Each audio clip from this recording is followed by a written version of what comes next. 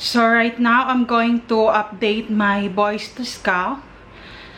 So it's the same. They put a telepathic kinda synthetic kinda mind control neural monitoring like that.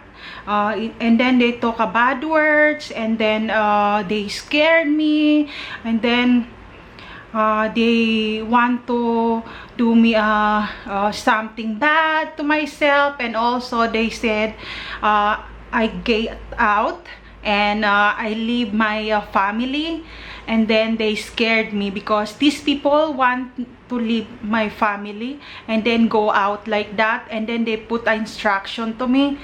But I will not let these perpetrators, handlers, people destroy me or my family or other people. So I exposed all of these people because I will not let all of these people do this kind of bad to me. And then not only one person, it's lots of people, and it's a group of people, and they want me to do something to myself, and then they sent a holograph and also a holograph dreams to me, and then they scared me, and then they talked to me like that, do this, do that, and then they asked me lots of questions about my email address, my YouTube channel, how about my Instagram account, and then they asked me everything about it. And then if I'm not answering something, they're making loud the noise through my ears, and then they make it too much loud the frequency into my ear,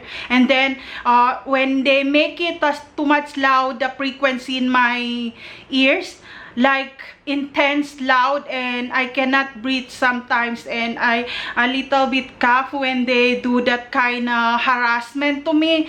But I will not let all of you people to do this to me, to all targeted individual, because we are not deserved for this kind of harassment, because we are good people, we're not a liar, we are not doing a bad to other people. And why you do this to me? Why you harassing with electronic harassment with us?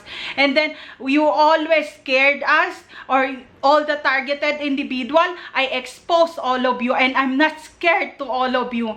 Why you do this to me? Why you all do this kind of electro harassment to me? I have my freedom, and I expose all of you. And I'm a human, so I have my human rights. So don't destroy me, because when you do this, I always expose all of you people. I'm not scared of all of you. You know, all the targeted individual people is not the loser one. So don't tell me like that to me. I'm a victim here. And why you do this to me?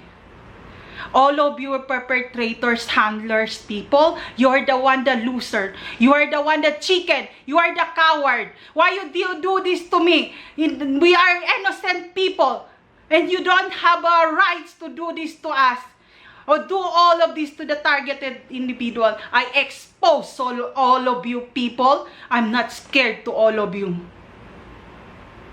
So, to all targeted individual out there, take care always, because these perpetrators, handler peoples, non-stop stalking. So, stop stalking me or doing harassing to me, because I will expose all of you, and I'm not scared of all of you.